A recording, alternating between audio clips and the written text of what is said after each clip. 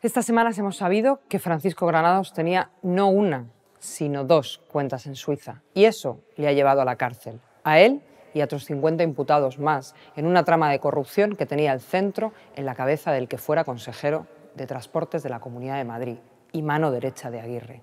Los patriotas de Pina y Pulserita, sin más patria que su dinero, que han gobernado esta región pensando en los intereses de sus empresarios amigos y de sus jubilaciones doradas más que la ciudadanía. En la época de Granados se planificó la extensión del metro y se planificó las infraestructuras ferroviarias que nunca verían la luz. Hoy, en Distrito Federal, analizamos cómo ha quedado el transporte público en Madrid y las consecuencias que tiene planificar pensando en los dineros y en los amigos y no en la gente. Empezamos.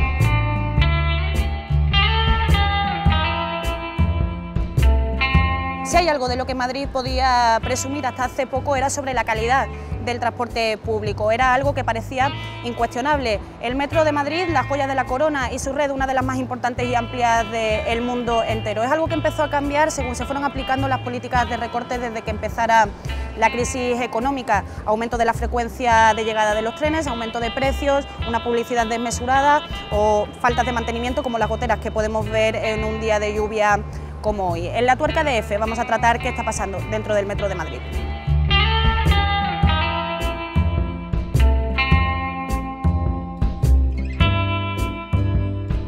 Uno de los evidentes cambios en la calidad de Metro de Madrid es la frecuencia y la puntualidad de los trenes. Según diferentes plataformas de usuarios, el 19% de los metros llega tarde y las frecuencias de paso prometidas se incumplen un 7% de las veces en hora punta y un 25% en horario valle.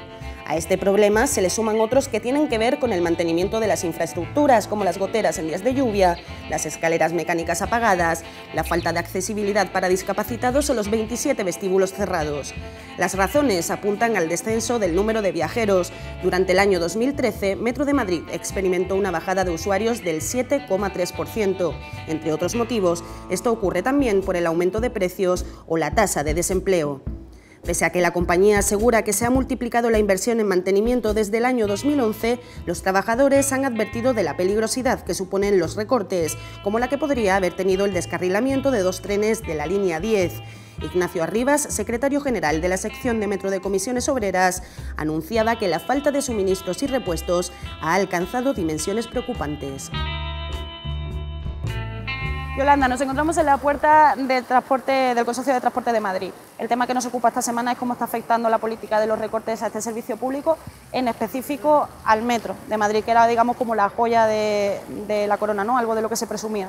Sí, bueno, los recortes en Metro evidentemente son palpables y la propia ciudadanía es la primera que los está sufriendo, porque hemos pasado de tener metros cada 2 minutos a tenerlos incluso de 14.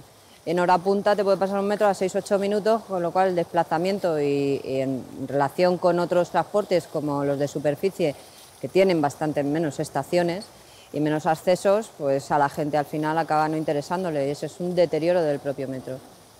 Eso es el aumento de la frecuencia, que digamos que es lo más palpable, lo que más podemos notar los usuarios. Hay otro tema importante que es el de mantenimiento y el que afecta directamente a la seguridad, ¿no? Sí, además hace pocos meses hubo 2 accidentes consecutivos en una línea de metro, en la línea 10, y eso es debido al deterioro de las instalaciones y a los propios mecanismos que tienen los compañeros que deben arreglar estas instalaciones, esos metros. En ese caso, los trenes iban vacíos, pero estamos hablando de accidentes que pueden ser muy graves, ¿no? No te puedo decir con seguridad ahora si los trenes iban vacíos. Me parece que alguno de los accidentes que ha sucedido o de los problemas que haya podido tener Metro llevaba viajeros. Pero sí es verdad que no ha llegado a tener la repercusión como el Metro de Valencia, en el que llegó a haber bastantes muertos, y eso es lo que nos tememos nosotros y sobre todo los compañeros de Metro que lo están denunciando a la gerencia, al propio consorcio, lo han denunciado bastantes veces y hasta que, como ellos dicen, no haya muertos, no se tomarán cartas en el asunto. Sin embargo, los gestores del propio metro argumentan que los presupuestos en mantenimiento no se han alterado, que incluso se aumentan, ¿no? Decir que se aumentan los presupuestos de una empresa pública como cualquier otra cosa que quieran adornarnos en vía de elecciones es muy sencillo. Todo va encaminado evidentemente a engañar a la ciudadanía. La propia gente del consorcio decía que había puesto más metros a finales de verano, cuando la frecuencia de los metros, que era también otra de las cosas que me preguntabas, la frecuencia de los metros y la dotación de esos metros, sabemos todos que en septiembre empieza a ser más amplia porque en verano evidentemente se reducen. Entonces, tanto decir que se ponen más metros como que se va a dotar de más infraestructura o que se va a hacer una aportación o una inversión más grande en mantenimiento, no lo creemos de ningún modo. Hablamos de presupuesto y hablamos del mantenimiento y de la seguridad de los trenes, pero hay otro tema también de mantenimiento de instalaciones que también se está poniendo un poco en evidencia en días de hoy, por ejemplo, de lluvia, donde hay estaciones que prácticamente se inundan un poco, ¿no? Parece que estás en la superficie. Días de hoy, la primavera pasada que llovió tanto, vamos, es que eran cubos todos los días en las escaleras de metro que no funcionan, con lo que eso supone para la gente que tiene dificultades de movilidad, los ascensores para la gente discapacitada, que es primordial, es una cosa primordial, y que cada día vemos están totalmente deteriorados.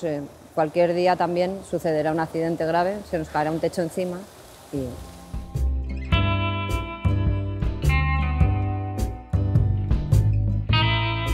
Entre los años 2010 y 2013, Metro de Madrid subió sus precios un 21%.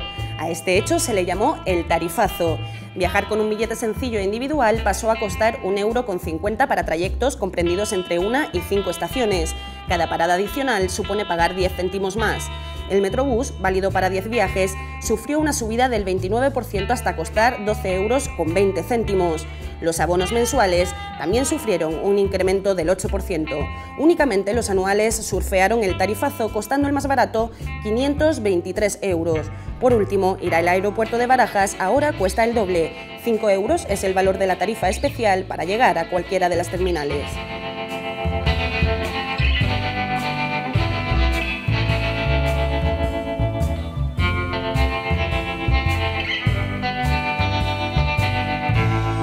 Digamos que esto es algo que se ha ido incrementando con esta política de los recortes que venimos viendo en otros ámbitos. Sin embargo, las tarifas, oye, han subido lo suyo, ¿no? Las tarifas entre 2008 y 2012 subieron en tantos por ciento muy elevados, se han mantenido porque en un año subieron 3 veces consecutivas, ya fue demencial. Entonces, claro, yo creo que se contuvo un poco la subida precisamente por el propio cabreo que tenían los ciudadanos. Es que ya era inasumible que la tasa de paro de los jóvenes esté en un 50%, que haya 600.000 familias paradas aquí en Madrid y que el abono más barato para esas familias sea el de la zona A, que solo les permite la movilidad por Madrid y sean 54 €, ¿de dónde lo sacan? Eso por un lado. Y luego, por otro, la instauración de la famosa tarjeta de transporte público que ha hecho el consorcio ahora, que está dando muchísimos problemas, no cubre el mes completo. Los meses de 31, eso se lo tendrá que abonar el propio usuario. A final de año son 5 días más que tendrán que abonar, porque los meses de 31, evidentemente, corren a cargo del usuario. Y eso se traduce en una ganancia para los gestores importante. Una ganancia brutal para el consorcio. Hay que tener en cuenta que según qué tipo de abono, las zonas se van ampliando y son millones de viajeros por 5 días al año. Hay que echar cuentas. Yo no las he echado, pero vamos, seguro que es mucho. ¿Por qué decías que está dando problemas la instalación de la tarjeta? La instalación de la tarjeta, Bueno, primero por la poca capacidad y previsión que ha tenido el consorcio. El consorcio no ha previsto que eran tantísima gente y ha puesto un límite para el anterior abono que yo creo que a día de hoy no va a ser capaz de asumir. La gente se va a encontrar con que no va a poder comprar el abono y no tiene hecha la tarjeta. Eso en principio. Y luego porque es el consorcio el que tiene la capacidad de controlar la tarjeta. La primera norma de todas es pedir cita, siempre es previa petición de cita. Y las peticiones de cita, aunque sean las oficinas de gestión, que son estancos o cualquier otro sitio donde se pueda hacer la tarjeta y que no sean oficinas del propio consorcio, esas las tramita el consorcio a las propias oficinas de gestión, la cita. Yolanda, ¿esto está empezando a oler a privatización?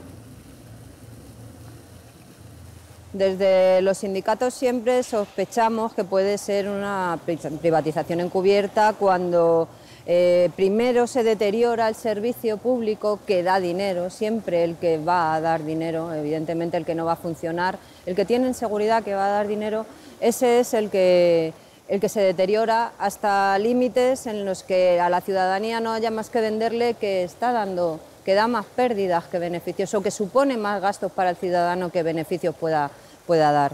Entonces acaba en privatización, no hay más que ver lo que pasó con los compañeros de Maxa, Espacios y Servicios, unificaron, venden teatros y cualquier otra instalación que les suponga al Ayuntamiento o a la Comunidad de Madrid un beneficio.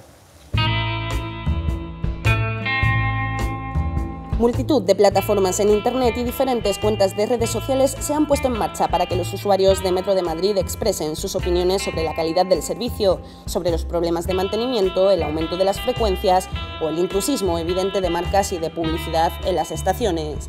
Es una nueva forma de participación ciudadana que se suma al tradicional trabajo de partidos políticos y de sindicatos de trabajadores.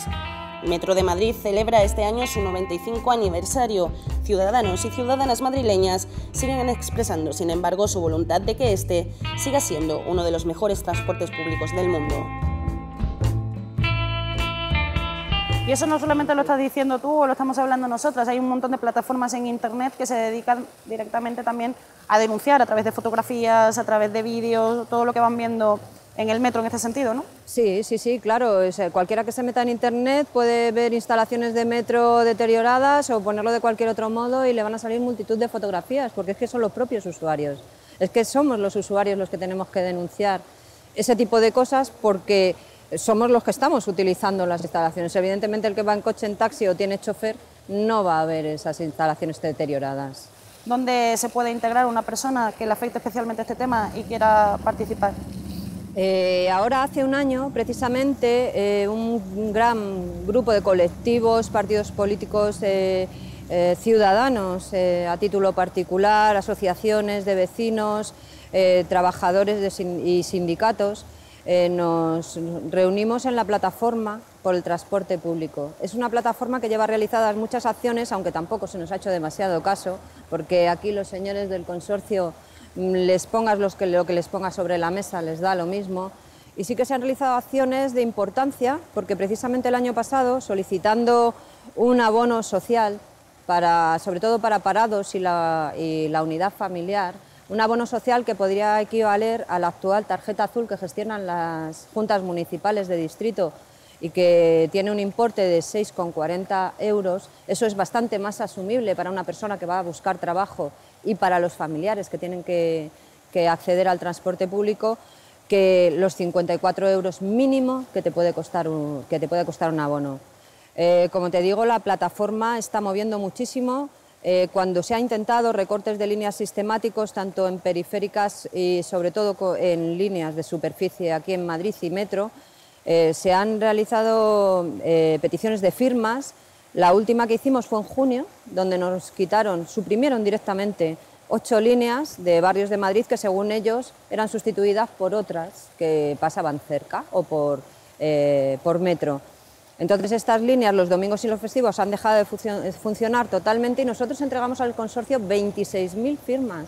26.000 firmas de vecinos de Madrid que les estaban diciendo que esos servicios eran necesarios para ellos. Los obvian.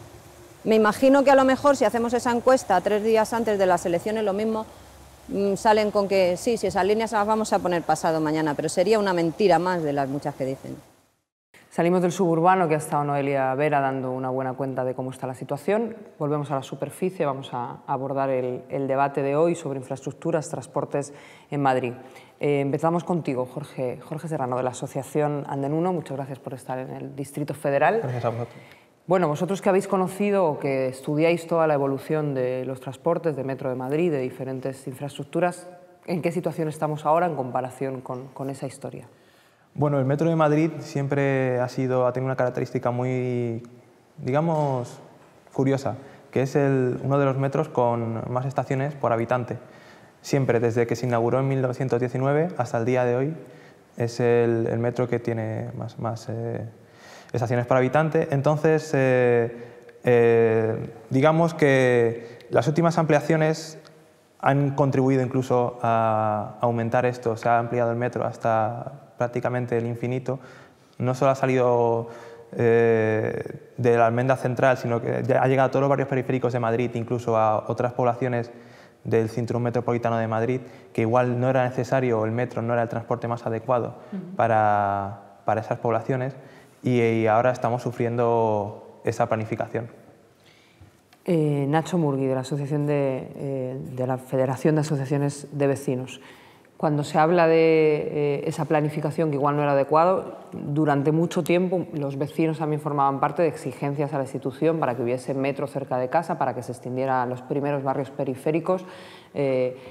¿Ahora también ha respondido a esa demanda o ha sido al revés? ¿Ha habido más intereses de hacer estaciones en lugares donde ni siquiera había vecinos ni vecindarios?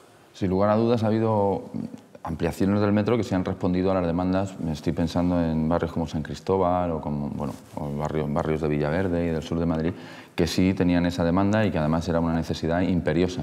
Romper el aislamiento al que se habían sometido esos barrios, un aislamiento espacial, un aislamiento físico, ¿no?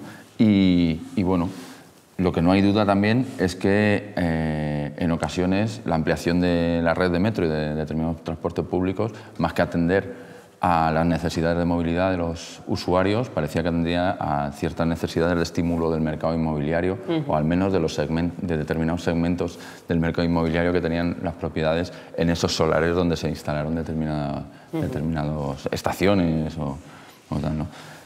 Habida cuenta de quién fue uno de los encargados de realizar esa ampliación, pues la duda todavía pues parece que se acrecienta, ¿no?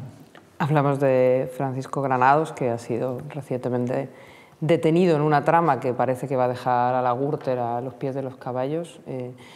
Y bueno, fue el consejero de Transportes el responsable de una de las grandes ampliaciones, de los grandes planes de infraestructuras entre 2004 y 2007. Mauricio, tú que eres diputado, Mauricio Valiente, de Izquierda Unida, gracias por venir. Ahora que eres diputado en la Asamblea de Madrid, ¿hay una forma distinta desde las instituciones de planificar el transporte y de planificar, digamos, los servicios públicos o vamos a seguir metidos en esta lógica en la que es el mercado el más interesado? Sí, más que el mercado, el enfoque, tal y como hemos visto desde el Partido Popular, ha sido la oportunidad de negocio. Acabáis de citar el caso de Francisco Granados, ¿no?, que es casi una caricatura, pero el actual consejero, Cabero, claramente viene del mundo empresarial y con un mandato, que es hacer negocio con el transporte público. Entonces, con esas bases es muy difícil cambiar de modelo. En la Asamblea ha sido recurrente las quejas por el deterioro de las instalaciones, la petición de comisiones de investigación por los escándalos que se han sucedido y pues, lo que nos hemos enfrentado es a un bloqueo absoluto, ¿no? y un paradigma que está centrado pues, en cómo abordar la necesidad presupuestaria desde la Comunidad de Madrid de hacer rentable la red, ¿no? Y yo creo que desde ese punto de vista es muy difícil poder dar un giro a la actual situación. ¿Tiene algún sentido que se piense en una red que se extiende y se extiende y se extiende sin pensar el volumen de usuarios, sin pensar la viabilidad? Asistimos a cosas paradójicas como el metro ligero de Boadilla, donde uno calcula lo que le cuesta a la institución y prácticamente saldría mejor pagarles un taxi a los vecinos de Boadilla para moverse. ¿Tiene sentido planificar así los transportes? Pero tiene sentido en el momento en que tú encuentras una rentabilidad social o incluso de otro tipo, no tiene por qué ser económica, puede ser electoral, e igual ellos sí que le ven un sentido a hacer una ampliación tan extensa, tan lejos de la ciudad. O sea, que han planificado metro pensando en votos. Sí. Sí, sin duda. Sí. Muchas de las ampliaciones están pensadas más bien pensando en un rédito electoral que en la rentabilidad de o en el uso que le pueden dar los ciudadanos. ¿Y qué nos supone a futuro eso? Pues, por ejemplo, que para ir de Madrid a Coslada en metro tardes 1 hora, hora y pico, cuando en cercanías podrías llegar allí en media. No tiene sentido hacer eso. Desde el punto de vista de esto, ¿no?, de los barrios, al final el transporte debería servir para planificar y conectar a los diferentes barrios para ser capaces de conectar las diferentes realidades sociales. ¿No sería más sencillo hablar con los vecinos de dónde se mueven habitualmente de un lado a otro, ¿no? Yo entiendo que no puedes adaptar los transportes a cada individuo de cada población y sus hábitos habituales de movimiento, pero digamos que en el modelo económico actual son pendulares ciertos movimientos, es más o menos fácil planificar si se escucha la necesidad de los territorios. ¿Esto se hace alguna vez? ¿Alguna vez se consulta, se pregunta? Sí, bueno, de hecho el Consorcio de Transportes y ahora el Ayuntamiento de Madrid hacen encuestas con respecto a los tipos de movimientos, a la frecuencia de determinados movimientos, y eso arroja una serie de datos que no hacen más que confirmar una realidad, que es que el modelo de movilidad que tenemos en Madrid es un modelo insostenible en términos sociales, en términos económicos, en términos medioambientales, pero está muy vinculado a un modelo urbanístico que también es insostenible y que hace que, bueno, pues la concentración de usos, los puestos de trabajo se concentran en determinadas áreas, las viviendas en otras, etcétera. Una concepción de la ciudad muy centralista que hace que, bueno, pues que sean necesarios muchos movimientos pendulares de la vivienda al lugar de trabajo y que hace que, bueno, pues que la población en Madrid sea muy dependiente sobre todo de los medios mecánicos, sobre todo del automóvil, ¿no?, del vehículo privado. Esto es difícil de solucionar atendiendo únicamente a esas necesidades, es decir, habría que planificar, desde el punto de vista de la movilidad, habría que planificarlo, pues tener una estrategia global para reducir precisamente, bueno, y caminar hacia un modelo urbanístico menos expansivo, hacia un modelo urbanístico menos especializado en términos de usos de la ciudad, etcétera. Habría que hacer un enfoque mucho más integral y mucho más global. Ahora bien, partiendo de la base que tenemos, que son esas necesidades, sí que, por supuesto, habría que atender a muchas deficiencias que son obvias, es decir, la propia red de metro, no hace falta más que ver el plano del metro para darse cuenta que es una red muy radial que dirige todos los movimientos de la periferia al centro, pero que no comunica los barrios entre sí, ¿no? y que bueno, pues supone un aislamiento también para los vecinos. En esa comunicación de los barrios entre sí y sobre todo de la almendra con los barrios periféricos, ¿no?, esta lógica de metro para todos, cuando había un plan de infraestructuras de cercanías que parecía que tenía más sentido conectar entre sí municipios, ¿eso queda parado en mitad de la crisis? ¿Cómo se recupera eso? ¿Es posible retomar la planificación de infraestructuras en transporte, en cercanías, para conectar barrios entre sí? ¿Eso cómo se hace en mitad de una crisis? Hombre, lo primero es que habría que vincular la planificación en la construcción de infraestructuras con la planificación urbana, porque si no, no hay forma de poder combinar esos usos, de poder hacer una utilización racional de recursos escasos. Yo creo que los problemas del transporte no se pueden abordar si no hay un cambio en la forma de gestionarlos, ¿no? Y se requiere de inversión pública, pues sin inversión pública, pues lo que va a primar pues van a ser las oportunidades de negocio, ¿no? Entonces yo creo que es posible, pero supeditándolo a qué tipo de ciudad queremos, y seguramente pues sean unas inversiones que requieran de un esfuerzo, pero si, claro, el objetivo que hay que ver es cómo se facilita el transporte como un derecho y también la necesidad de movilidad de los ciudadanos, pues para poder trabajar, para poder ocupar su tiempo libre, ¿no? El ejemplo claro es que durante estos años hemos visto un incremento inmenso de la red, pero ha descendido el número de usuarios, ¿no? Y eso es porque, claro, el transporte aislado de la planificación urbana, de la realidad social, de cómo lo pones en marcha, yo creo que nos lleva a un callejón sin salida. Esa bajada de usuarios de la que estamos hablando tiene también muchas veces que ver, o al menos desde el Gobierno se defiende, ¿no?, con una bajada de empleados y por tanto la gente pues, no sale a trabajar o se mueve menos por la ciudad. Dicen también con una crisis económica que hace que la gente gaste menos. Nunca hablan de la situación de la bajada de la calidad. ¿Hay una relación directa con esa bajada de calidad y con la subida del precio?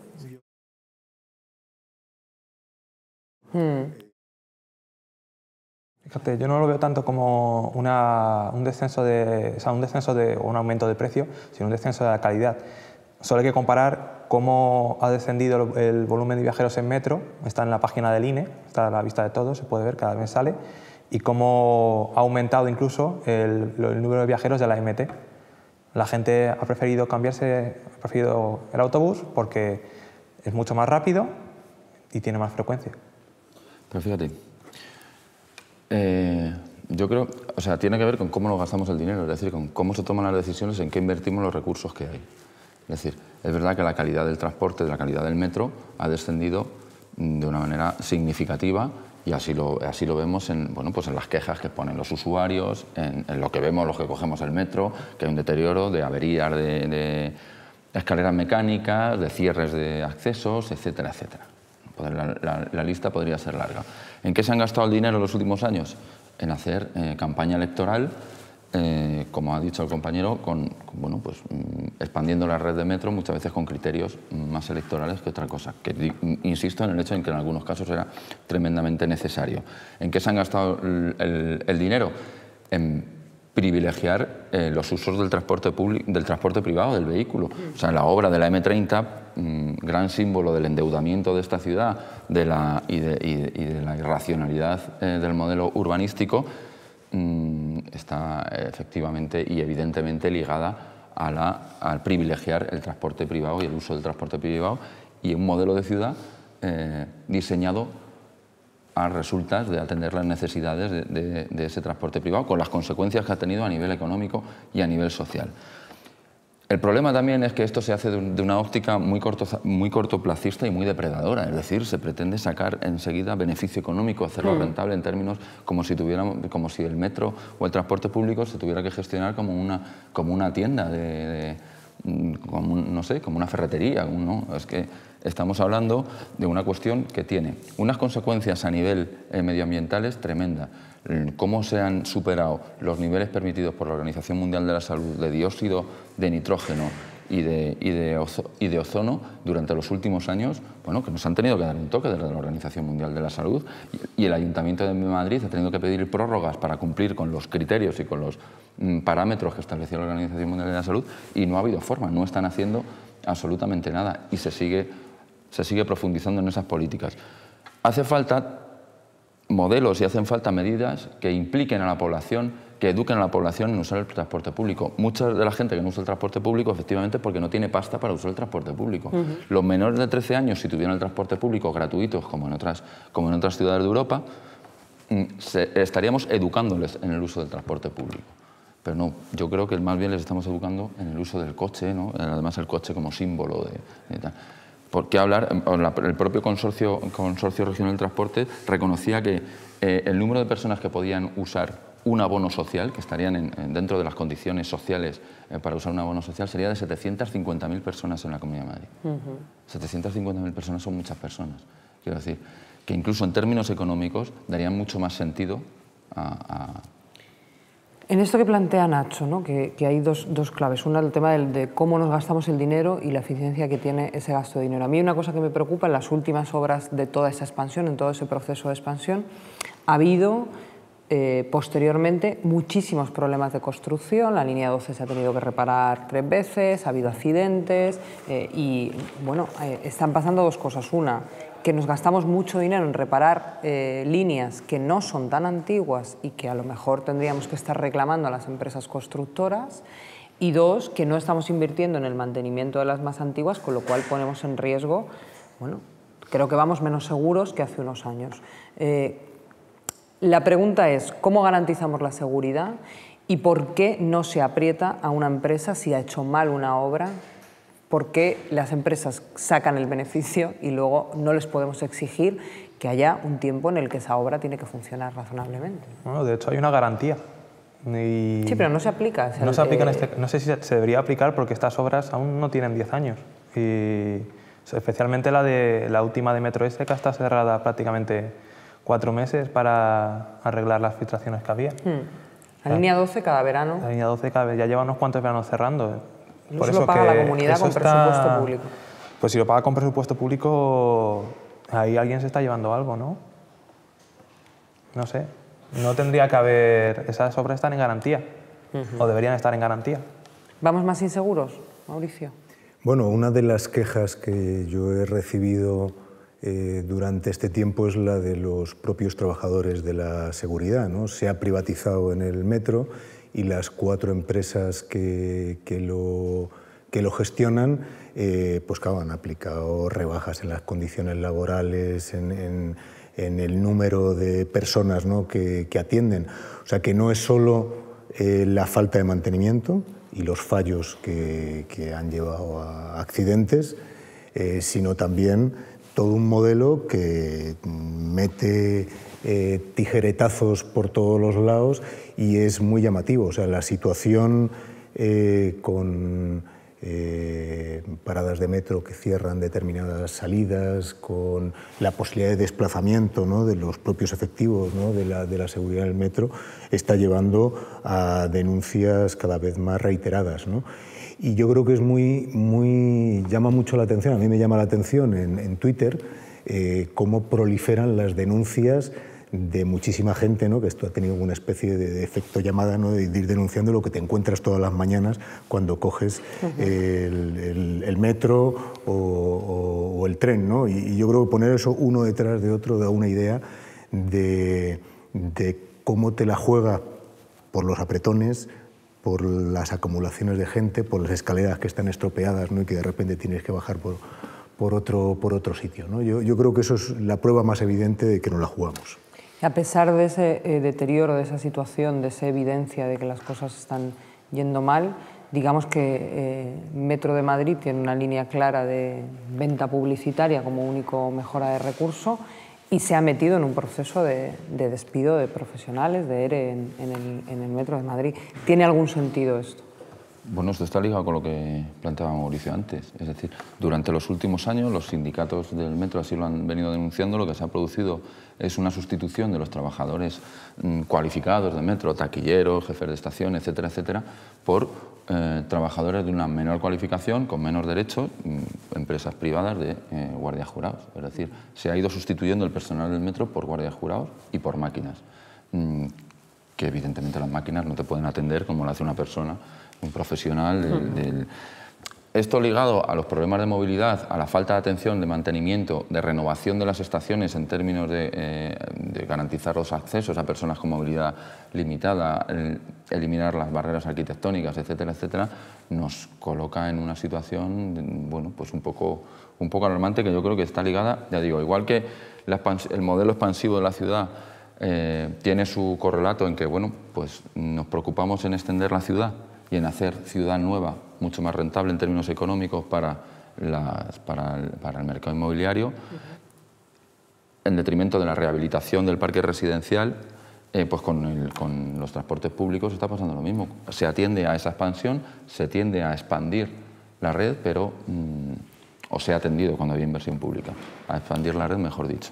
Pero ha sido en detrimento del mantenimiento y de la renovación y y no integrándolo quizás con otros medios de transporte, bici, peatonal, que tienen que estar abordados de una forma conjunta, ¿no? Pues por ejemplo que las bicis puedan entrar en el metro, ¿no?, que es una cosa que ahora mismo pues no se contempla, ¿no? La clave en el problema de la movilidad está en que la planificación sea integral, es decir, que recoja todos los aspectos, que tiene que recoger los aparcamientos disuasorios, la política de aparcamientos disuasorios, la política de nudos de transporte, de estaciones de intercambio, que tiene que recoger la política de peatonalización de determinadas zonas y, por supuesto, una racionalización de la política del servicio de estacionamiento, ¿no?, del SER regulado, que que lo quite de los barrios de la periferia, que evite así el efecto frontera, que lo retire de algunas zonas donde se ha impuesto sin negociar con los vecinos, etcétera, etcétera.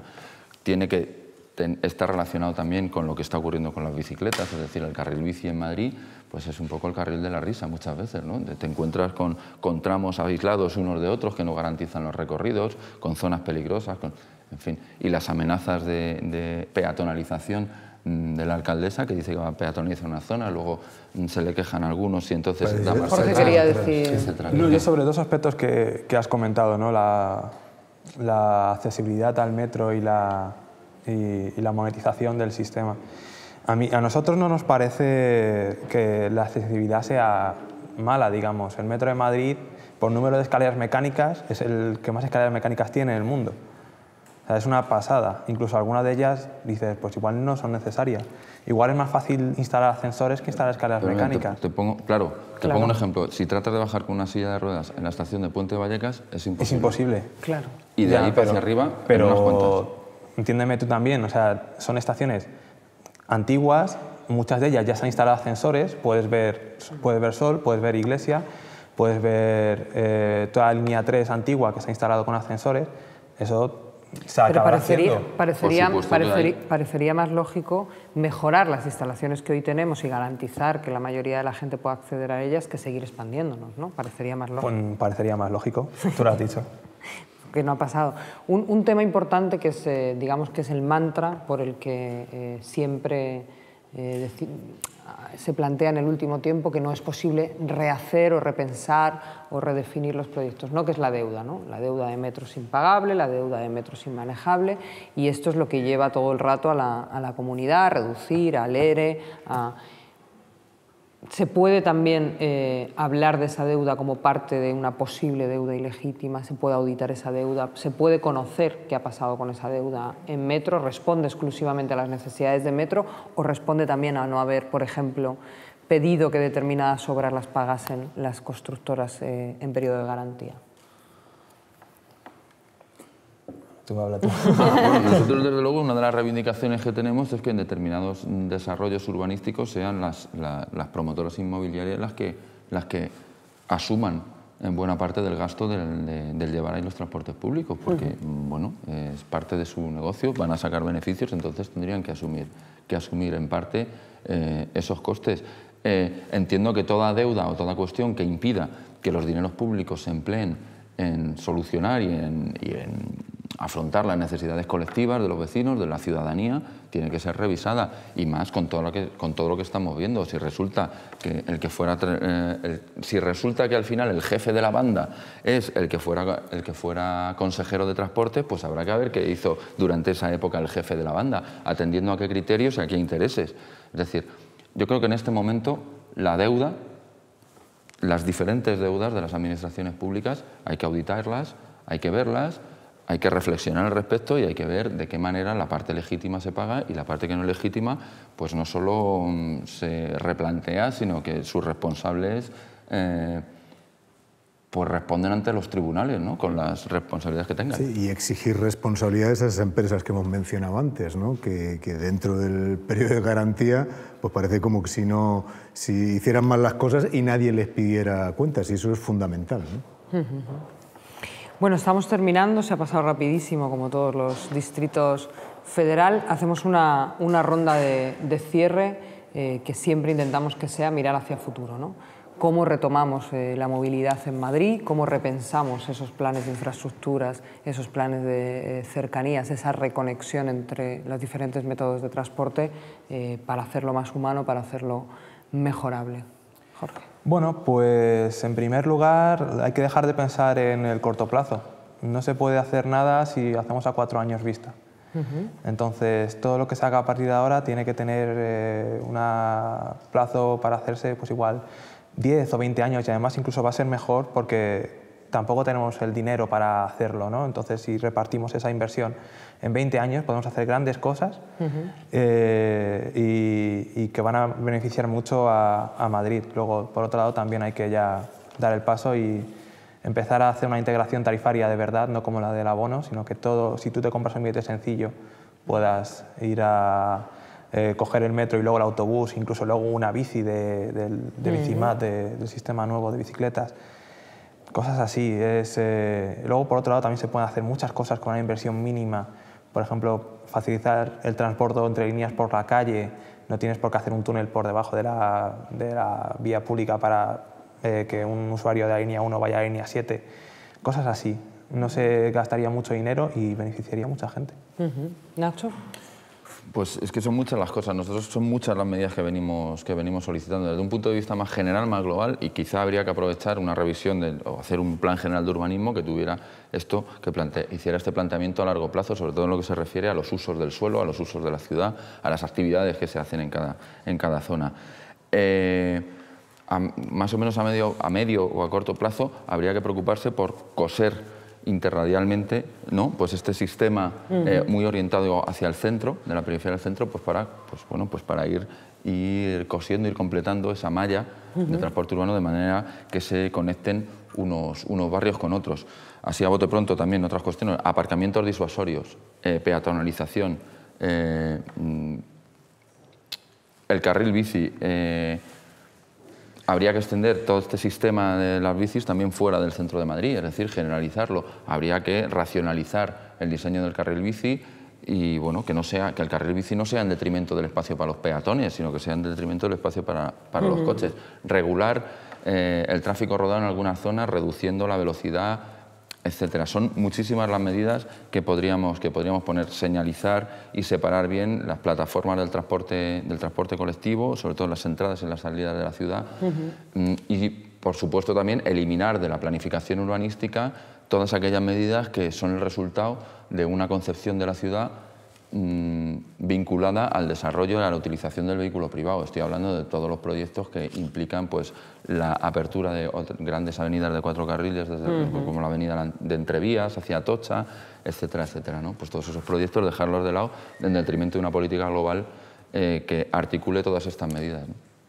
Mauricio. Sí, muy de acuerdo, muy coincidente. O sea, yo creo que hay que integrar el plan de movilidad en la programación urbana de la ciudad, si no va a ser imposible, ¿no? Y los 3 ejes yo creo que los habéis señalado. Uno, desincentivar el vehículo con medidas, pues, por ejemplo, incrementando la tasa para segundos vehículos dentro de lo que es la almendra central. 2, un uso más eficiente de los recursos escasos, ¿no? con el enfoque en la utilidad social que tienen. Y 3, fomentar el transporte a pie y en bicicleta. O sea que yo creo que hay alternativas y otras ciudades lo han demostrado. Yo me acuerdo hace años, cuando aquí se hablaba de peatonalizar el centro, la resistencia que hubo, y algunos empresarios incluso hasta amenazaron en hacer movilizaciones, y luego hemos visto que es beneficioso para todos. O me acuerdo cuando se quitó el escalestri de Atocha o de Cuatro Caminos, que también, no, esto va a ser imposible. Pues bueno, son medidas concretas que yo creo que se pueden adoptar y que el sentido común hace que apostemos por ellas. Bueno, creo que si algo unifica todas las propuestas que hacéis es dejar de hacer un plan de movilidad pensando en los vehículos, en las constructoras y en el desarrollo económico, y volver a hacer una planificación de la movilidad pensando en las personas que viven en la ciudad y que habitan el conjunto de la Comunidad de Madrid. Os agradezco a los 3 que hayáis participado en el Distrito Federal y esperemos que pronto nos sentemos a planificar ese proyecto. Gracias. Gracias. Gracias a ti.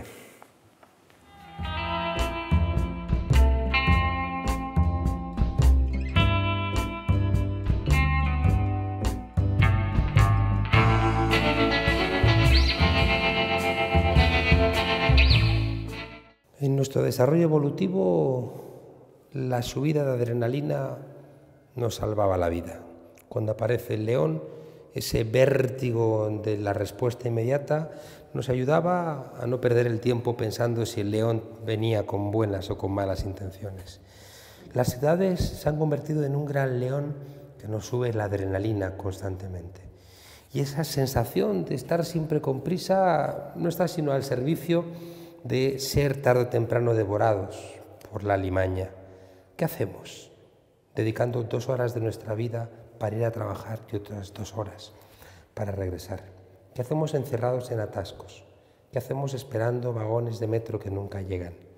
¿Qué hacemos detenidos en autobuses que son invadidos por el transporte privado? ¿Qué hacemos siendo devorados por los leones con motores cuando caminamos o cuando circulamos a 2 ruedas? ¿Qué hacemos que no nos damos cuenta de que en un mundo global donde lo local pasa a ser insignificante y lo global es lo realmente relevante, el ser humano, pese a eso, no deja de vivir en un sitio concreto? ¿Hay alguien ahí? No, no hay nadie. En fin, somos productos de desecho en una sociedad que ya no nos atiende. Decía un filósofo de la ética amigo que las únicas ciudades decentes son las ciudades que se pueden recorrer en bicicleta. Ciudades donde el espacio exacto del número de gente que vive es el que construye una sinfonía, pero que nunca es el de que tiene que crear ciudades dormitorio, porque los seres humanos no caben en el lugar donde trabajan. Como siempre, los seres durmientes se olvidan del león. Eso, hasta que despiertan. Hasta la semana que viene.